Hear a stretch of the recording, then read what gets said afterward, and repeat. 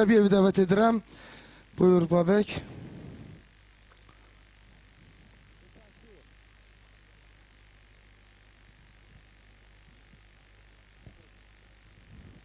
Ben bir daha bütün Şirvanlılardan dəstək gözləyirəm. Və bizim Qurbani qardaşımız, Nalburdan kənarda Qurbani qardaşımız, Anar qardaşımız, Rəzabalı qardaşımız, Turaldan, Eldar qardaşımın dəstək gözləyirəm. Bütün Şirvanlılardan, Aşıq Hacaldan Qız Qalası. Buyur.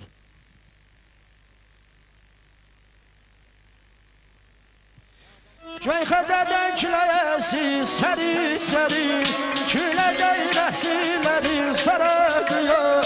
Bir gün əlayı çıxanlar arvayacı, elə bir ki, el qızının duvaqıdır. Bir gün əlayı çıxanlar arvayacı, elə bir ki, el qızının duvaqıdır. Əsirlərin mənur səsi, Qız Qalası, nə gözəl nişanəsi, Qız Qalası. Əsirlərin mənur səsi, Qız Qalası, nə gözəl nişanəsi, Qız Qalası.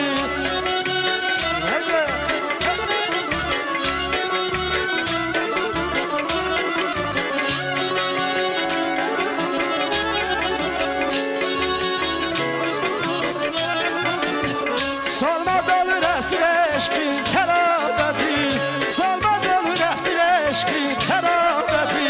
Sanki sənə eyləmək üçün məhəbbəti, görüşmədi burada nətər sevgililər, görüşmədi burada nətər sevgililər. Sevgi qədər sən əzizsən, Qız Qalası, nə gözəl nişanəsi, Qız Qalası. Əsirlərin məğlur səsi, Qız Qalası, nə gözəl nişanəsi, Qız Qalası.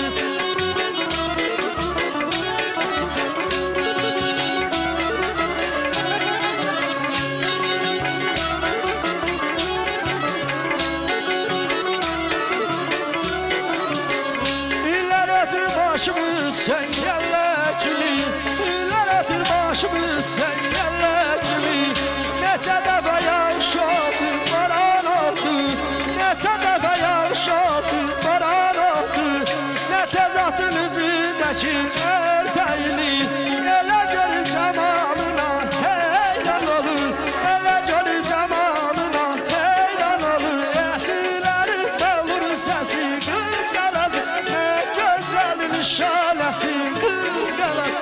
Əsirlərin məğlur səsi, Qız Qalası, nə gözəldir gözəllərin.